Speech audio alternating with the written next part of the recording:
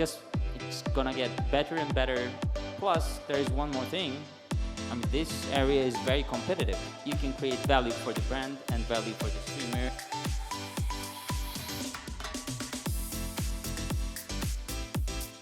So, hello everyone, hello the world of esports. We are here today with Baki, and he's one of the panelists at the We Summit. You finished your panel, how was it? Can you share us a little bit of the experience and feedback? I was lucky to have such expert people in my panel, and it was quite a bit of fun. Lucy had wonderful moderation, and Donna, Pele, Serhat, and I tried to provide as much insight as we can throughout our fields.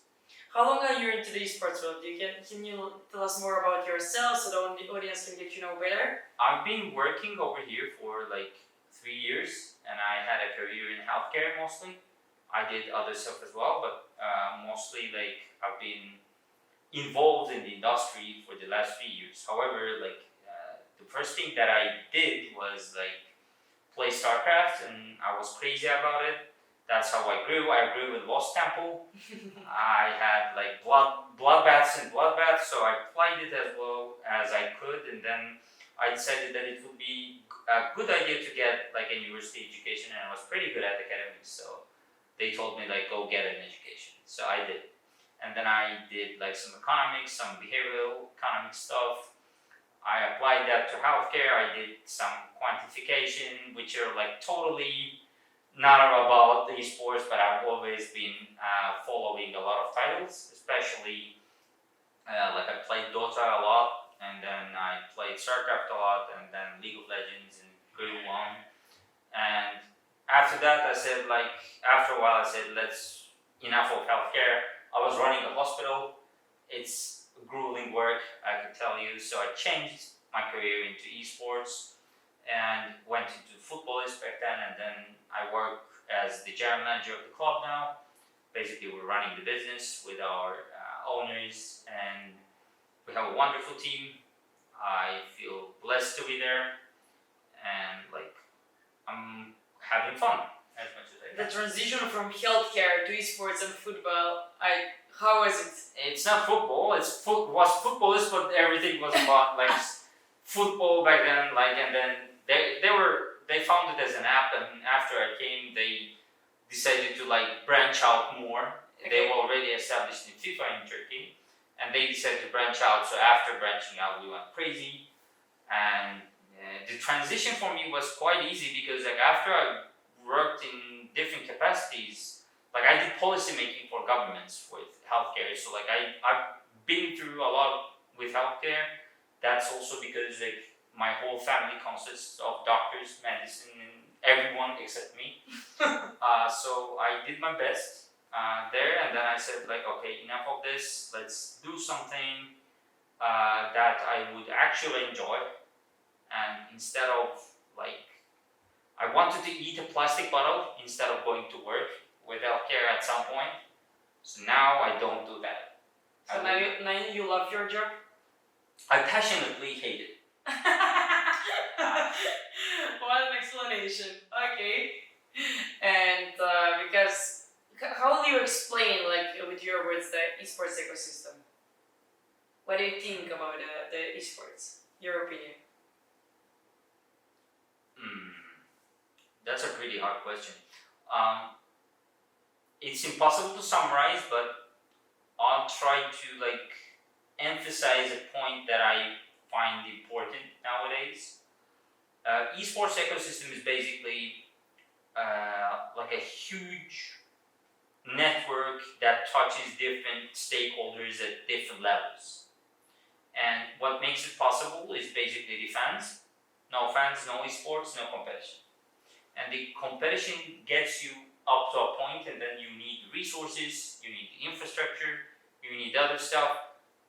Back when I was thinking about playing, I chose the university education stuff instead of coming over here and becoming a StarCraft pro, because I thought that it's quite impossible to make money out of there. The other one I'm pretty good at. I know that that's a safe decision. That was 21 years ago.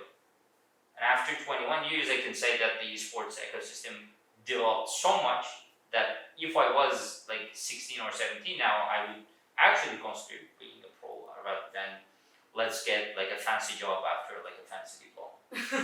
So that is where the ecosystem is right now, and like there are a lot of stakeholders, and I think it's growing at a very decent pace. Yeah, esports is the future definitely of sports, and there are a lot of opportunities for careers in esports. So it's not just it's not just to be a pro player, but there are a lot of different opportunities. What is your next challenge? What are you planning to do next? Because I think that one of your biggest challenges was the transition from healthcare and changing the career after that many years. What is your next challenge? Are you planning something? It was a challenge, but like I already explained everything through StarCraft. I mean, through games, I explained a lot of theories, a lot of stuff, and I didn't know that like there was like this guy called Minor Keynes or John Nash Jr., which also theorized this stuff, which are economists back when I was 15. I was very ignorant when I was 15, and I didn't know that minor thing in StarCraft was actually because of that. So like optimization of resources through your workers. So basically, the skills that I got while playing really helped me throughout my life. So I don't think that the transition was super hard. And I was like managing a hospital and managing an esports club is not extremely different. There are like lots of problems, and you're supposed to solve them, and otherwise your boss gets angry. It's very easy to transition into. But my next challenge would be like the original challenge was to get a brand out of Turkey that can compete in the global level. That was the initial challenge, and that was what I was doing while I was doing this. Is like I went back to Turkey to work, which is like I've been working abroad and in other places as well, and I live in Korea.